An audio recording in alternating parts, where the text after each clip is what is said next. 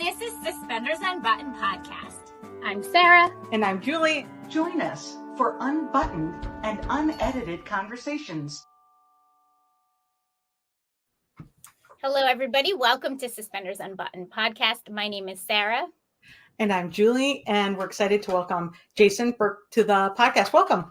Oh, hey, thank you. This is awesome. Thanks for reaching out. I was actually quite excited when I looked into what you guys have done and who you've interviewed. So, hey, this is great. Yeah, let's talk Hallmark. Yeah, we're excited to have you, and we really enjoy a director's point of view. So, they're often our favorite conversations that we have. Yeah, welcome. It's true though. We love kind of all the thought processes and points of view that come from a director. Gives us a little insight into these movies that people love. Oh, hey, that's awesome. Yeah, I love the each one. I take a different approach, and I do design a lot of it, and a lot of big discussions, a lot of references, a lot of working with my core team. And on this one, each movie I had a separate team, different directors of photography, different editors, different producers, different companies. So I jump back and forth. So all three of them are done by a whole different set of creatives. Right, which sometimes is not the case. Sometimes it ends up being the same production company with a director. But so if people don't know, you are a director and you have 3 movies out this Christmas. You have we've seen 2, Scouting for Christmas and our holiday holiday story, and coming soon, A Reason for the Season. So that is very exciting. Why don't we talk a little bit about Scouting for Christmas to begin? Do you want to just kind of tell everybody about that? Yeah, so it was one of 3. I did them all back to back. Funny enough, even though you're seeing massive amounts of snow, they were all done basically during June, July, August, September, October. The last one, our holiday story, came out crazy quick. We just wrapped it. We did the post insanely fast to get that out in time. Scouting for Christmas, it's interesting. Out of the 3 of them, it's probably the sweetest and the softest of the 3. And I found it's funny because we all know within the Hallmark sandbox, there's certain tropes and there's certain elements we've seen. You know, the idea that we have a single mom who is being set up by her daughter with this baker who's also dealing with his issues and has a momager somewhat, who's kind of working things. You know, that in itself, I think maybe we've seen certain aspects, but what I liked about it is that I find within, again, the Hallmark sandbox, we try to work in a lot of levels. And Tamara Mowry, who's fantastic, very, very sweet, very spiritual, I found, just very giving. Huge sweetheart, had lots to give, lots of ideas, lots of ways of taking that character and finding the balance. Which, funny enough, talk about balance, as a director, working with the director of photography, we actually came up with a style for Tamara. So she's a little unsettled, doesn't have balance yet. So she was always handheld. Things were just a little kind of sketch, trying to find her footing. And that's what the camera does. Compared to, we have a wonderful villain. JC was amazing. And, playing the den mother. The den mother. Funny enough, we shot her like one of those Amelie movies. She was dead center in the frame, rock solid, with composition that's kind of like a Wes Anderson movie. Yes. Right. Also, the colors just made it. There were a few shots down that were oh, it's so Wes Anderson. Kind of took a military approach to the whole Girl Scout element to it. A lot of yellow. But we had fun with it. For me, when I direct something like that, aside from working with the cast, we kind of had this separate feel for Tamara, separate feel for JC. And then in the end, when the den mother has a big breakdown, remember that one? Yeah. The camera almost does a loop around her, and it's very subtle, but then she becomes unbalanced, handheld. And from that point on, Tamara is rock solid. Yeah. Okay. See, I love this. Now when I go back to watch it again, I'll be really looking for so many levels. And that, again, that's me working with the cinematographer, as well as working with the production designer on really wanting those colors, obviously, to pop. as we know, that's definitely a big thing with these Hallmark movies is how to create that look. But at the same time, how do we make it original? So that was kind of like the approach we took with that one. Again, it was a little bit more on the campy side, Right. somewhat. With the humor, again, it always has heart, and someone like Tamara is very grounded. But like the husband who comes on board, who's kind of like a bit of like a goofy Indiana Jones. Yeah. A little too much. Yeah, well, we kind of worked that archaeological thing, and there's a reason he's at the X.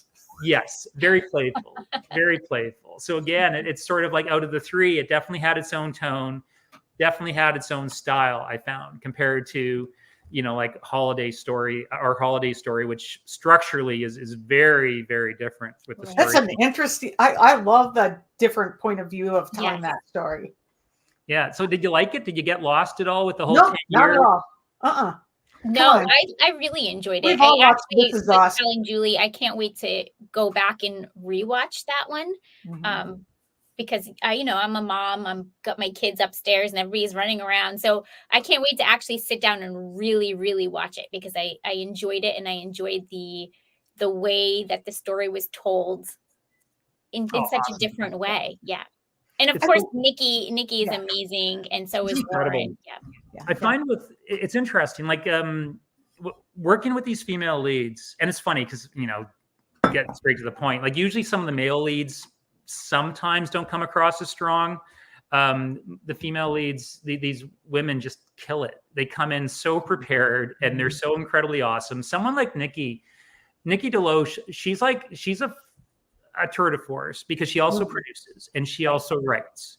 And for me, it's very much working with someone like Nikki. It's very much a partner in crime, where it's like, yes, I have my ally. How can we really push this? We might drive the execs up the walls, and they don't know how to handle us, because we're always looking, even sometimes on the day, going through these scenes. How can we elevate it? Can we combine certain aspects? So that's what I like with Nikki. And going into that one, we had the same executive producer from Hallmark, Angela Polk. Okay. Angela loves inspirational. And we had just come off last year. We did one that was very successful. Actually won quite a big award called A World Record Christmas. Yep. Yes. And that one for me was like through the roof, incredible, working with something that was based on a true story, and what Nikki brought to that was phenomenal. So when I did our Holiday Story, I'm coming in with these relationships that exist.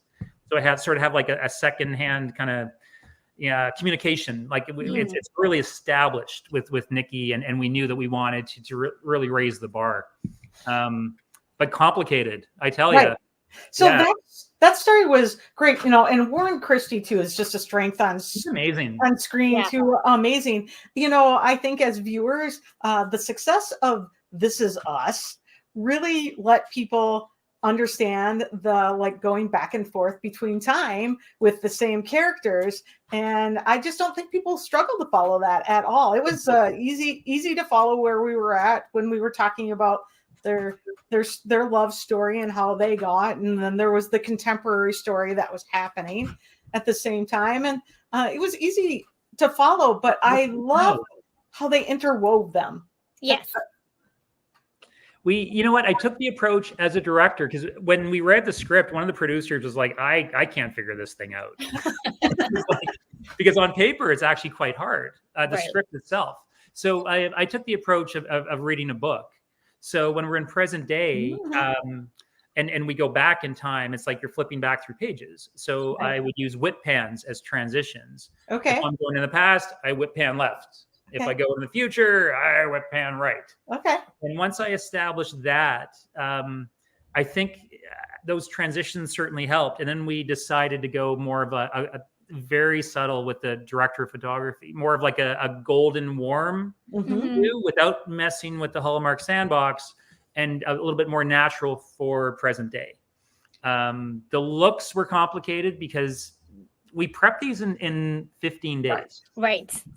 And we shoot them in 15 days. Right. And if I go with different hair color, different hairstyles, if I go with extensions, that cuts into my shooting time. So I have to be very cognizant of like, well, we couldn't change them too much within the 10 years because honestly, we didn't have the time. And at the same time, we can be very creative with everything else. So it's sort of like the part of my job as a director is how to be creative, very cognizant of time management.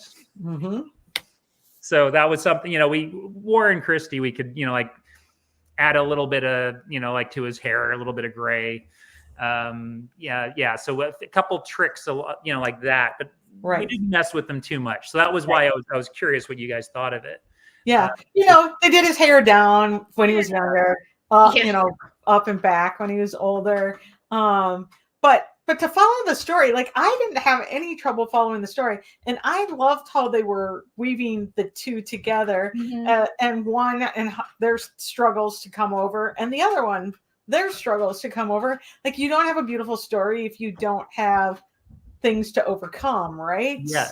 Yeah. And it was beautifully written. And as we know, like what makes a lot of these tick is the chemistry between those leads. Absolutely. And in this case, we had two pairs of leads and they all killed it. So as a true ensemble, my God, the chemistry was through the roof. And that's golden for me because I have done shows that you guys might not know, but behind the scenes, it's like I could be dealing with someone who doesn't want to play as much. Right.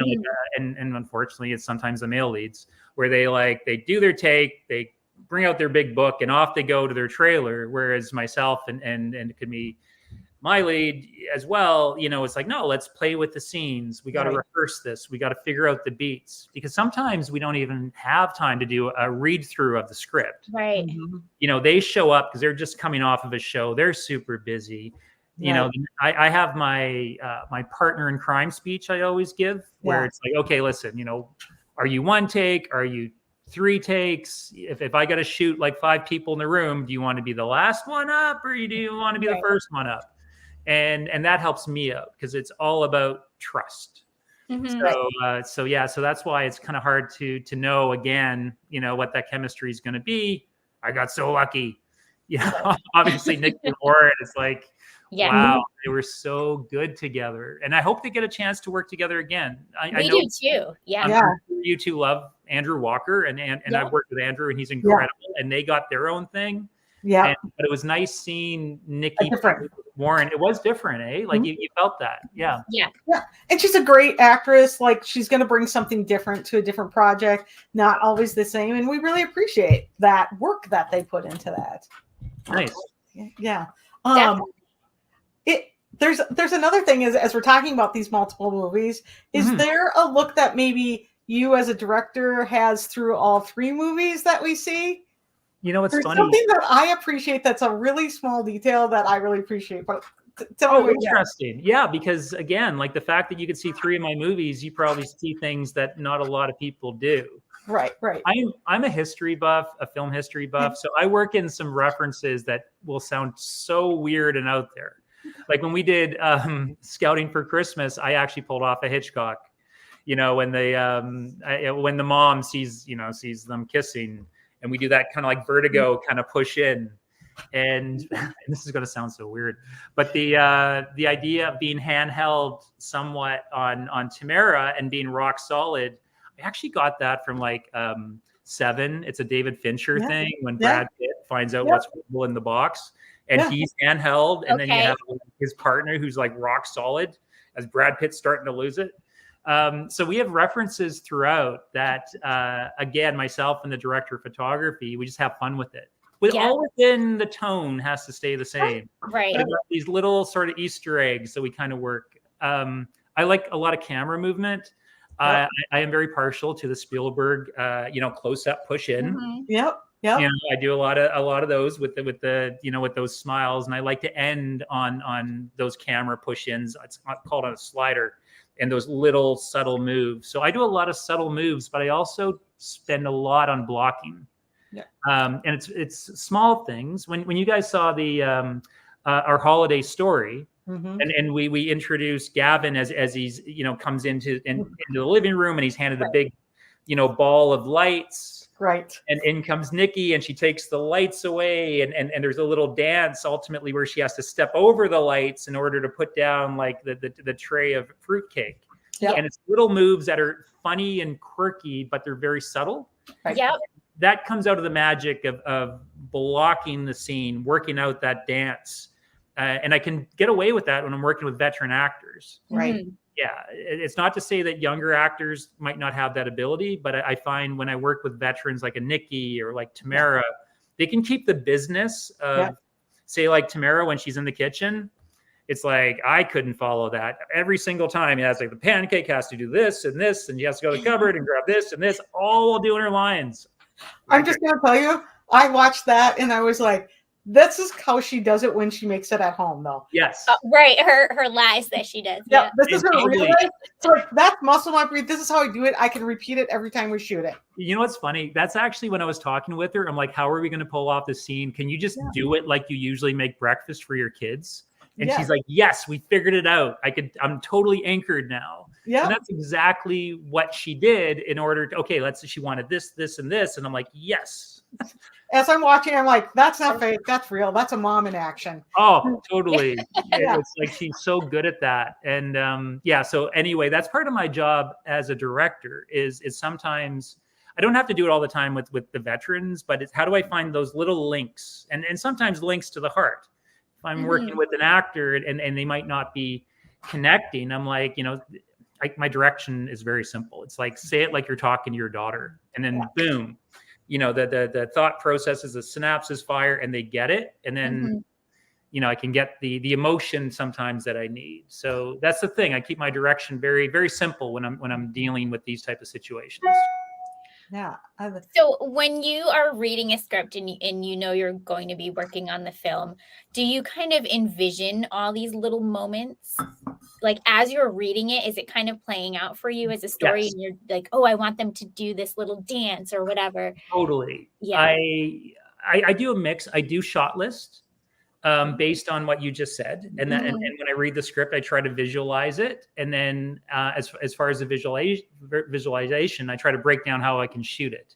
Okay. And sometimes the shootability, it comes down to the hair thing I mentioned. It's time management. Right. So I know that within the sandbox, how can I pull off a 6-hander? If I have like 6 people are being introduced in a scene, it might work better as a steady cam shot because I can, but it takes more time to block it and to rehearse it.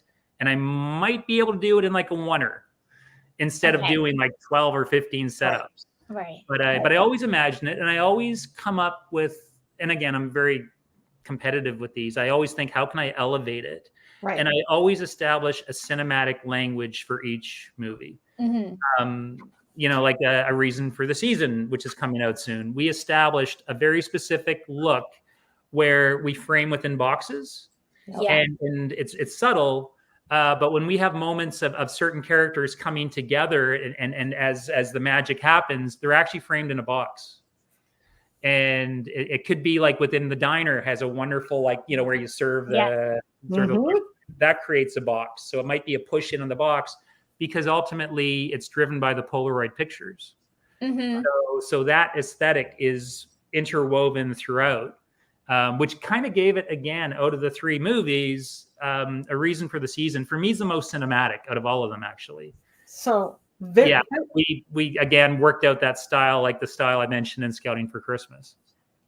They all have a cinematic point of view. There's one thing that I noticed in all 3 that I appreciate. Tell me. I'm so curious. So you give depth of field, even in your close shots or whatever. In Christmas movies, these are all Christmas movies. A lot is you have white Christmas lights in the very back or far. But you give me the depth of that room or the space that they're in by lighting at different depths. And you see that on camera, and I really, really appreciate that.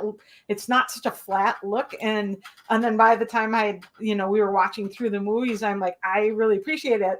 And then you could see the very cinematic style of the movie that's coming up, or reason for the season. Yeah, that one.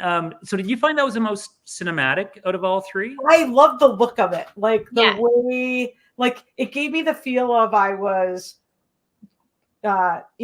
watching a bigger budget. Yes. Okay. Yeah, totally. I fully agree. It's funny with each one. I have a wonderful team, but on a reason for the season coming up, and I truly feel like viewers will feel this even within the first 5 minutes, that it's something special, and it's lit. It's funny. It's the directors of photography are twins, identical twins, and I've used them on my big features that have been theatrical. And what's interesting, I kind of get for the price of one, even though like they always work out how much they're going to get paid, but it's almost like having two brains. And they flip off between who's operating the camera and who's doing the lighting. And it literally is like the idea of having two DOPs that are linked as like twins, not to get all, creepy about how twins work. It's extra magic. And so the look of it is very cinematic. At times that one felt more like a feature to me. Yes, absolutely. It felt very kind of like old school Christmas movie feeling. I really had lots of pinks, lots of blues, there's so much more color to it. And also with the lighting that you discussed, and I'm not going to knock other Hallmark movies, but I do find a lot of them flatten out for me. And it's a flat, soft light. And I push the directors of photography to rim light more and to have contrast. I mentioned, Julie, it's that it creates all those levels. Right. And that's how I think, because my background's also photography and visual arts, sculpting and painting. But I always think of those layers, and that makes me happy that you recognize that. Actually, no, it's got a beautiful look, and actually one of the things that I really like about it isn't things that are that cinematography have that much going on. Your sit and talks are beautifully framed up, so. They're just they give you like that old kind of classic. Oh, thanks. Way too much big budget movie. Classic. Yes. You know what it is? It's I got a philosophy when I direct and I work with my cinematographers, and that's to make every shot count. And that comes down to cinematic language. And I find a lot of these movies, they not just flatten out sometimes, but they also they hose it down. It's the same over the shoulder shots.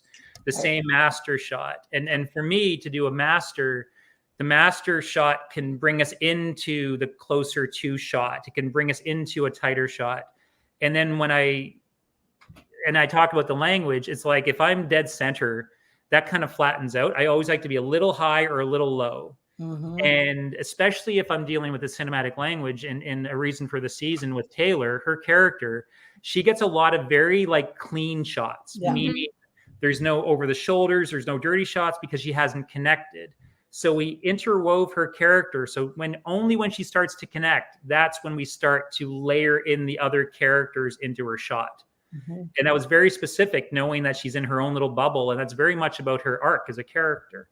So we were able to mirror the cinematic language to what her character is going through, which again, I was so happy with. And I like those. It's like Amélie is one of my favorite movies, if you two know about that one. It's a French romantic comedy. And it's using, my style is to use wider, closer. Meaning if I'm on like let's say like a wider lens would be like a 28 millimeter. And I don't want to distort features because I got to make my leads look beautiful. But if I'm wide and a wider lens, but closer to them, just really brings in the audience, I find. So it's just a technique that I've developed as well. I like to break the fourth wall. I like it if someone's looking in a mirror or looking in a camera and they're looking directly down the lens. I actually use that throughout all of them. And I think it's just a little trick that I think just really helps pull in the audience. We love that. I'm open book. I just almost knocked my whole setup down. Sorry. In A Reason for the Seasons, so people are looking forward to that airs in like a week and a half. So you talked about doing the different shots, giving it a very specific look, but you have a lot of shots with a lot of people in them. Like, how do you like keep it cohesive? It's interesting because part of my balance too is that I love to do ad libs. And I love to be organic. So there's different types of directors. I happen to be one who's I like to think anyway, that I'm very cognizant of the technology and making it work in cinematic language. At the same time, I have to have a sense of play. And when I'm dealing with someone like a Kevin McGarry, for example, I mean, that guy's all about play. He's a big kid. He is a big kid. He's a young Kurt Russell, but he's just very he likes to have fun, and I like to keep that vibe on set. So when we have bigger scenes, you'll never see me sweat. You'll never see me like yell. It's not part of my genes to be like that. It's still to make it fun. So when we have those 6-handers and 8-handers, and a reason for the season is a huge ensemble. Yeah. It's very much about moving quickly, but at the same time, everyone has a smile on their face and they love it. So I do have techniques where sometimes I do what's called a pre-block, where to block out that amount of people, I go into the set ahead of time before the actors. I might have my stand-ins. I have my Mimi. Mimi is a cute little name, but she's my Mimi Crow is my assistant director. Mm-hmm. And it's all collaboration with my team. So we actually mark out kind of where people are going to move. Okay. And we work out the entrances and exits ahead of time. And you kind of got to do it when you have to move that quickly. Right. Mm-hmm. So if that makes sense. So again, we do a lot more pre-planning when I have those bigger scenes. Right. But I keep it organic. Right. Right. And so how, with all the big ensemble cast and all, these big scenes, how do you show the connection between the two leads? What's I mean, I'm lucky enough that, say something like A Reason for the Season, actually all of them, the leads really clicked. Right. And that makes my job a lot easier. But I do know that I have specific beats, and this is because of the connection. Like in our holiday story, we have bigger scenes, but it's all about those tight close-ups. Mm-hmm. And we know that because Nikki and Warren had such a strong connection with the chemistry, they make my job so much easy. So when I give those close-ups, that's, I think, why the movie works so well. Mm-hmm. Instant connection, because you had to buy the attraction immediately in order for that movie to work. Right. And that's for all of them. So I always take the time and do the leads first. And it has to do with the order of it. So if I know that I have a scene where Nikki DeLoach is going to cry at the end of it, I'm not going to leave that to the end of the day. Right. I want to shoot out as much people as I can. And if it's ensemble, it might be, I got to pick my battles. Mm-hmm. The ensemble, they might not get their close up, but they'll be in like a medium 2 shot with that other actor. Right. Because I actually don't have the time to do the close ups, but I also know who the scene is about. Mm-hmm. And once I know who the scene is about, then everyone can kind of fall off to the sides a little bit. Yeah. So it's all about knowing what to focus on. And I'm very decisive on set. There's no real opportunities to just, again, hose it down. I really got to be very specific on how I'm going to design it within the time frame of those 15 days. It's amazing to me after all these interviews and knowing that they're filmed in such a tight 15 days, it still blows my mind after all this time that you're able to do what you all do in such a small amount of time. Oh, it's organized chaos on set. Yeah. The amount of people that we have, when we have like 50 people and they each have a job and they're jumping around with the props, the set deck, especially with Christmas, the amount of, it's funny. Each one had a different special effects team, and not to knock the other folks, but A Reason for the Season has really good snow. It's really we got it's not just the snow blankets, which and the snow blankets, you got to take like a propane torch and cut the edges, and then you got to wet down those snow blankets, and then you have the white tarps for way off in the distance. I was happy because I got my fish ice. Nothing makes the Did you get fish ice? I got fish ice. I'm like, nice. Yes. The fish ice makes it so much more believable in July when you got to do a Christmas movie. So somehow they worked it in the budget. The team also brought in smokers, so I could, how exhaust at night. Yeah.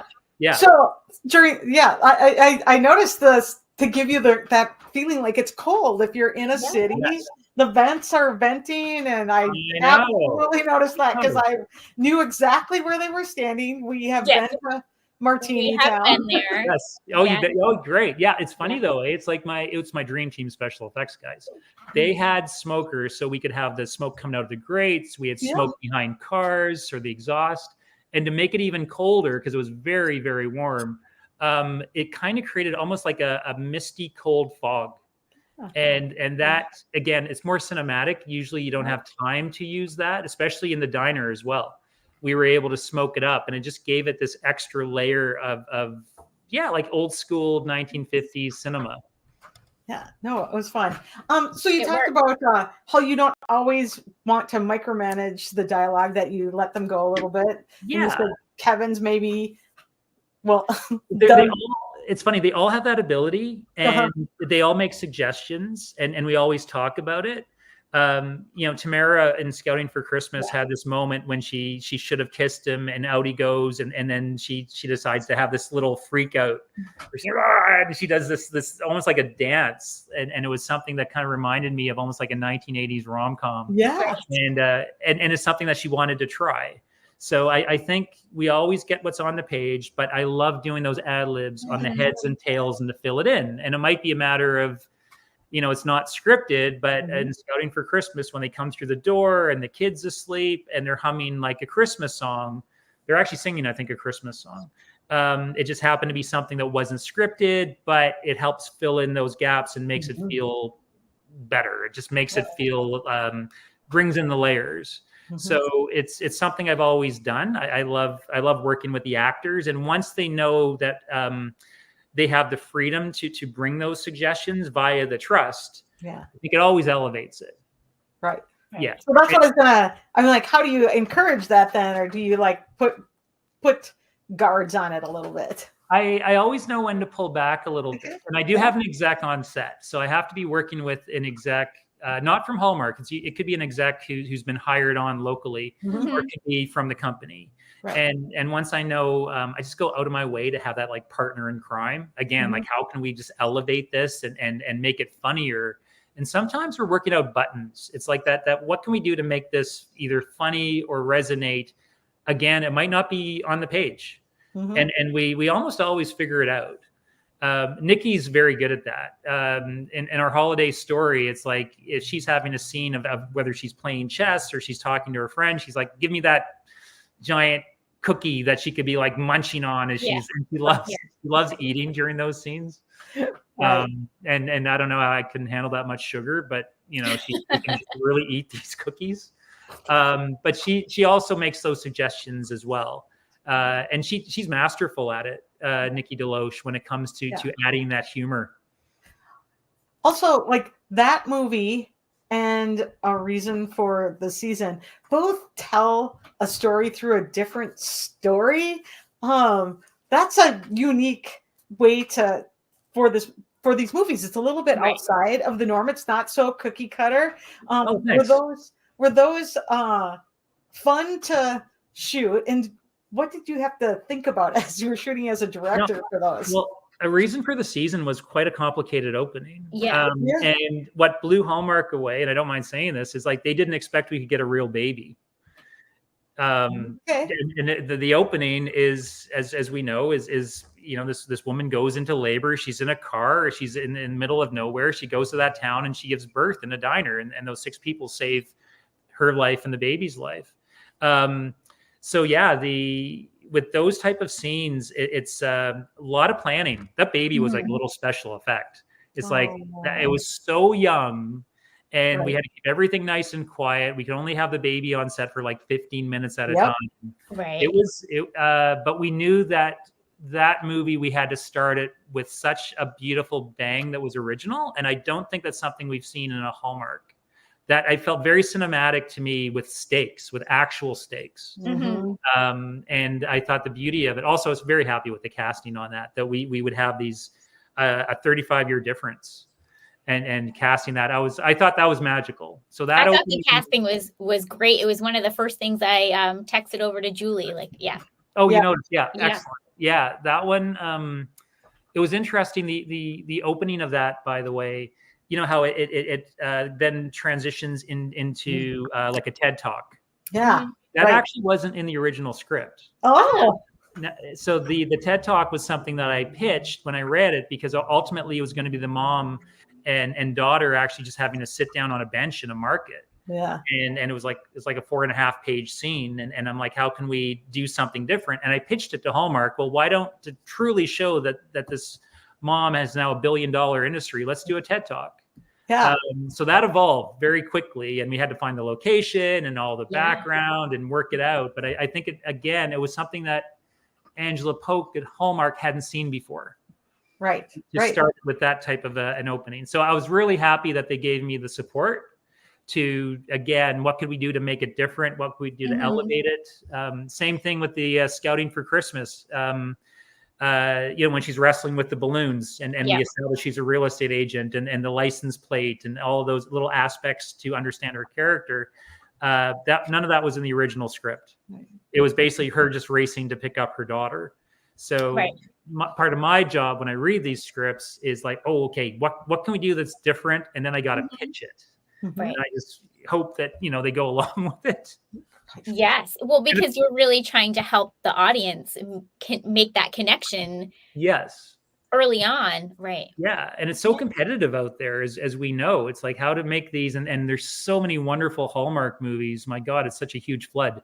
So I am very aware of what can I do to make it stand out as much as I can. For a reason for the season, which is the next one that's coming out, the sneak peek and the preview that we've seen, there's a little bit of comedy on those, which is a little different than the other two. Not as quite as much comedy in the other two. Yeah. So how do you make sure that comedy comes through on the screen for us? Well, first, so did you find one was funnier than the rest? Like, did you find a reason for the season was funnier? I found moments that were funnier in that one. I found, the Nikki DeLoach and Warren Christie one, that was just very heartwarming. That was like a kind of like a heartstring puller the whole time, right? So, and Scouting for Christmas was lighter, I think. Yes. Lighter feeling. Right. Yeah. Overall, but there were lots of fun moments in that one. But I felt like there was like there's a little more drama and then more it's like the contrast of the comedy and the drama. The one preview right away you start out, like we see the little clip at the end of the sheriff and she's like 15 tickets, right? So everybody's loving that moment. Yeah, she's great, by the way. Rachel Hayward. I knew Rachel back. She plays the sheriff. I knew her back when I have a background of like action and sci-fi movies and thrillers. Yeah. Love that. I know. Before everybody does. I know. It's funny. And Rachel was literally like all muscle, like a Linda Hamilton Terminator 2. Like she did so many thrillers, so many action movies. And again, it was wonderful being able to her doing that. Yeah. Oh, she's so good. She's so good. So, but yeah, as far as getting back to the mix, I find that the Hallmark brand, and at least maybe I'm in a bit of a bubble, but I always try to give the that warmth, and I love it when an audience gets teary-eyed, and if I can walk a balance between comedy and drama, and then really pull at the heartstrings, like to the point that you totally 100% feel it. For me, that's magic. So I don't know. Did you two, within those three, did you have one that you felt a little more like heartfelt, or did it pull at your strings the most out of those three? Did you have moments? I feel like the our holiday story like kind of had that throughout. I feel like a reason for the season was a little bit more of like this journey, right? Yes. And has these great kind of up and down moments, right? But I love how everyone is woven together. Like just when you think somebody doesn't fit in, they get woven anyways, right? It's interesting that each one has a different sort of a romantic thread. Like Kevin McGarry and Taylor, they hit it off, obviously, but when you look at their characters, it's still very much like truly it's a journey that Taylor's character is taking. Right. I think Yeah. he's there to support. Yeah. But when you look at his arc, it's very much a little bit more about what she goes through, which sets it apart from the other two. Right. More in the same way as, say, like a Clueless or something, or like a Legally Blonde, or when you look at those. All my references, I'm an '80s kid. Same. So all my references are those Same. type of movies. Yeah. My albums. But you know what I mean? Like, she has that. She's kind of like a 35-year-old spoiled brat. Right. Who goes through quite a massive transformation, compared to full-on relationships of our holiday story, which I think for me, our holiday story pulls at my heartstrings a little bit more. Yeah, I think. absolutely. Yeah. And it does have the stakes, even though we know where it's going, because it's those still a Hallmark movie. It's a Hallmark movie, but yeah, so it is something I'm very cognizant of walking that line of comedy. That I love the fact I could bring some comedy into our holiday story right at the end. Right. With that button when they get asked to tell another, so it ends on such an upbeat moment, because it does have some drama to it. Right. Right. Yeah. Right. And I think I really enjoy, and I think in a reason for the season, now I'm never gonna not see Clueless, like the pink outfit. It's totally a 35-year-old Clueless story. But I really like yellow where you're going pink. Maybe the story was kind of deep. You had all the other outside characters, even with Kyle, who is Kevin's character, just like a little lighter, kind of to balance off her seriousness, Yes. So it was a fun balance to watch. Yeah, it does take a lot to track it. Like, luckily, I the way I work with my script supervisor, and it's not just continuity. Like, I love working with script supervisors that are actually filmmakers, and I love working with crew that are just storytellers. Mm-hmm. So, and part of the relationships that I have on set is knowing that my scriptie can also help track the relationships, and I empower them to help me with that. So I find, especially with something where you got to find the balance and you have all these other mini relationships off to the side, it's a lot to keep track of. All that being said, a lot of the leads that I work with, if you took a look at their script, it's full of little notes and stickies, and because they're tracking those roles as well. So when they read a scene, they know where they should be mentally in order for that to work. So they're working it, I'm working it, working with my scriptie on that. And sometimes, again, we got to catch it. Like, wait a second, that's either too emotional or it's too much comedy. And it's all about finding the balance. Right. It's a bit of a science to it. But again, I'm lucky enough that I think, we're pulling off some wonderful performances, with all three of them. So it's, that's for me, it's all about, again, the chemistry and getting the honesty out of it as well. Mm-hmm. Even though things can be campy and fun and so forth, then I love to then ground it with something that, again, can really, truly pull at the heartstrings. Right. Yeah. So in a reason for the season, as people are going to be watching this, did you have a favorite scene or favorite location that you filmed in that people can look for? Oh, the diner itself. Did you recognize the diner? Oh yeah. Oh. You know where we got that, eh? Well, I think it's the one right on the outside. Yeah, it's actually from what's that, Riverdale CW yes. show? Yeah. Yes. Yeah. They moved I guess when the show finished, they took the entire diner, and that's what we moved it there. Yeah, so great for me. I love the diner. One of my favorite moments in that, though, is when she gets arrested. Not to give too much away. I don't know. Did you two get a belly laugh out of that? Yes. Yes. No, I actually love the way that was filmed. Yeah. Right. It was fun. So people have some great things to look for. The snow looks great. People can look for that. So proud of our snow. Anything else they should look for, or a little Easter egg? Oh, a little Easter egg. It's funny, like the behind the scenes, like I said, I have my assistant director, Mimi, and she was able to do Scouting for Christmas and then A Reason for the Season. And she killed it on A Reason for the Season, because what she does the dance with the background.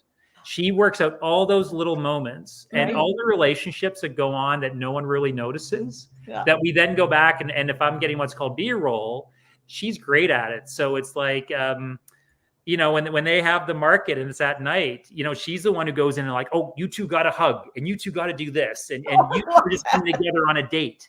And she jumps around and she gives all these background people little stories like to really gel. And you can kind of feel it. So at that market, when you got to, you know, someone's handing out pamphlets and someone's getting their popcorn and all those little details, she totally layers it up.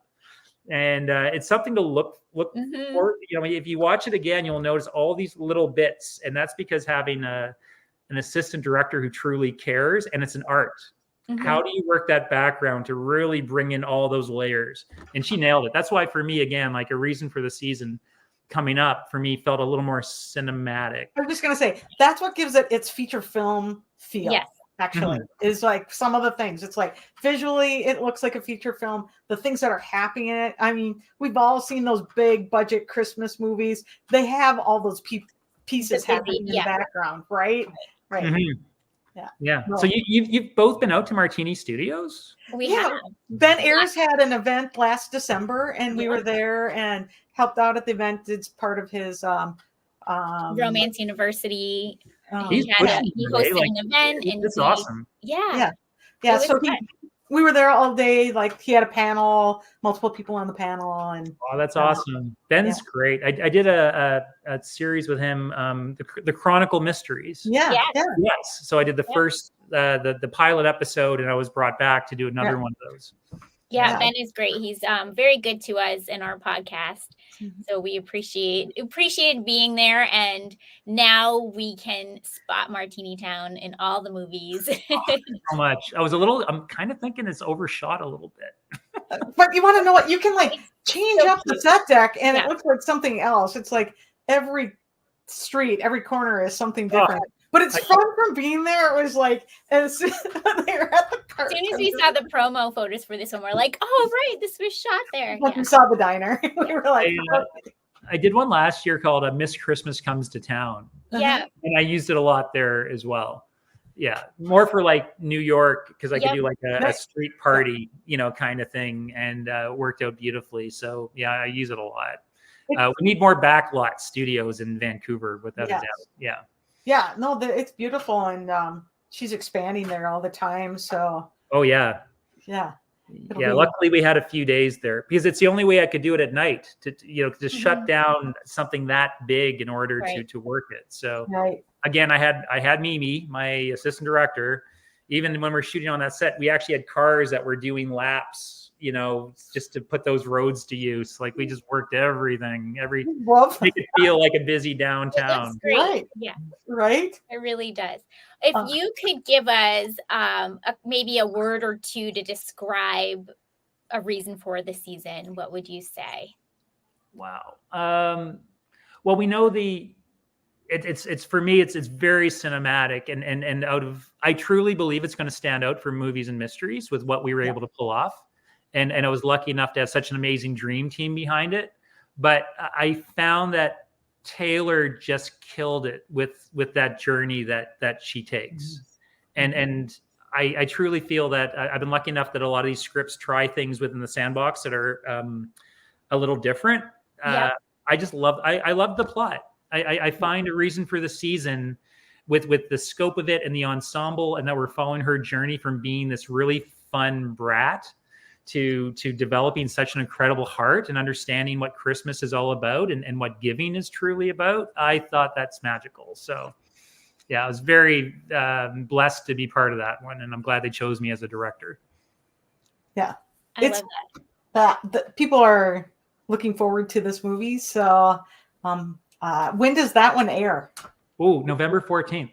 It does. Thursday, November 14th on Hallmark Movies and Mysteries. Yes. Yeah. It's funny how that works, movies and mysteries. I was so happy that Nikki got the opportunity to do a Hallmark movie and not just, because she's been. Not just a mystery. I know.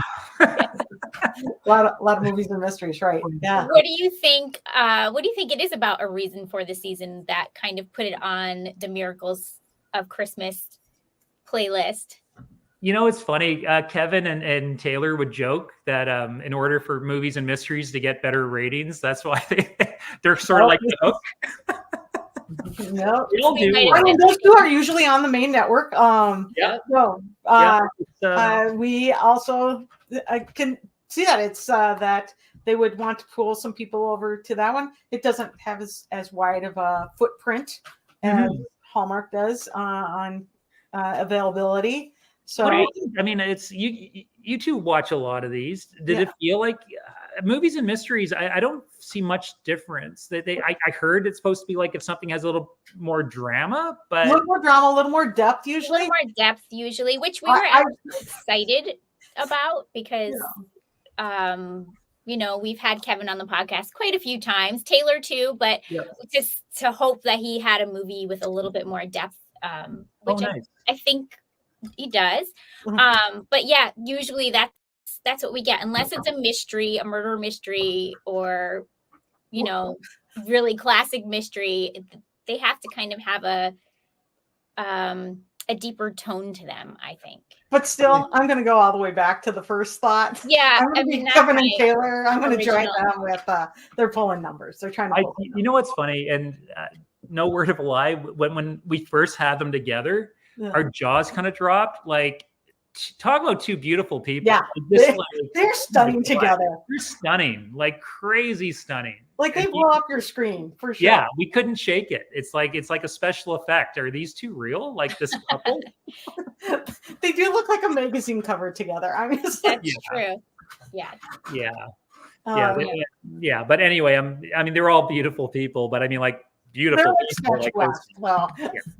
Yeah. So I think they. I do think it has a little bit more depth to it. But like maybe it could play on both. We'll see.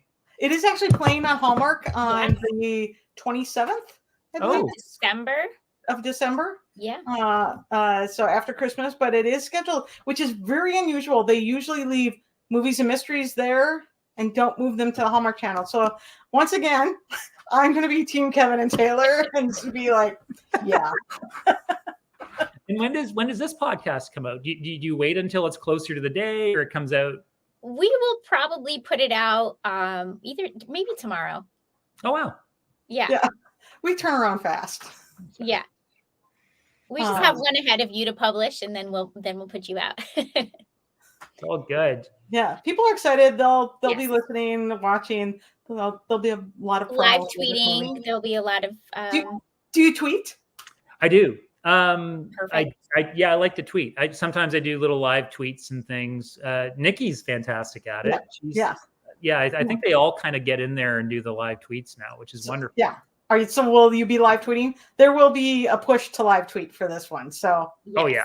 Do you do live tweet as well? Do you do that? Yes, we may push there might already be a schedule to say go ahead and tweet live with us. Oh, nice. Oh, excellent. Okay, that's all good. Yeah, I think we can get it on what do you call it when it trends? Trending. Trending, yes. I'm sure it will. I'm sure it will trend also. Yeah. So okay. I'm pretty sure we can get that trending. That's the goal. We gotta get it to, get it to trend. Get it to trend. There will be edits galore. There'll be a lot of content floating around for the next however many months. Yes. Yeah, for sure. Absolutely. Yes. Jason, would you play a little game with us? Yeah, totally. I'm in. Okay. We like to play a fake game called Favorites. Do you have a favorite Christmas movie? Oh boy. Oh, you can say more than one. Yeah, you know what? I like it's a little on the nasty side, but I like Scrooged with Bill Murray. Yeah. It's edgy though. So good. and I'm a kid from the '80s. National Lampoon's Christmas Vacation. Of course. I could watch that over and over. It's so goofy and it's so I just love it. Iconic. It's iconic. So those two. Everything comes back to the 80s for me. That would be those two. I love that. Do you have a favorite holiday song? Holiday song. Grandma got run over by. Can you see a trend? That was definitely the song my brother and I sang all our childhood. Yes. Spectacular. Our favorite. Yes. What about favorite holiday food and drink? I I just like a big turkey. Without a doubt, it's all about the turkey. Yeah. But I do like pumpkin pie. Mm-hmm. Yeah, pumpkin pie has always been a fave of mine. Anything along and rum cake. Yeah, delicious. Yeah. These are all good choices, right? I know. We can hardly wait. And then, do you have a favorite holiday tradition? Oh, I'm terrible at cooking, but I usually try to cook and help out in the kitchen as much as I can when it comes. So that's somewhat of a tradition, other than watching, National Lampoon's Christmas Vacation. That totally is a tradition as well. Yeah. I also have a tradition of dressing up my dog. Yeah. Usually either Santa Claus or an elf. She has reindeer costumes. She's like 18 and a half. Oh my goodness. Yeah. So she's we'll have this Christmas coming up, and I think it'll be a big deal for us, especially she's about to turn 19. Yeah. So we'll go big with the her Christmas costumes. Yeah. Do you have it picked out already? I think reindeer costume could be good. She's been a tree before. Obviously she dresses up for Halloween. I mean, come on. Obviously. Yeah, obviously. But yeah, that's a big thing. So she always gets dressed up. For her holiday photo shoot. Totally. Yeah, my sister does that. She's a pet photographer, and she sets up the booth and it runs the family. That's amazing.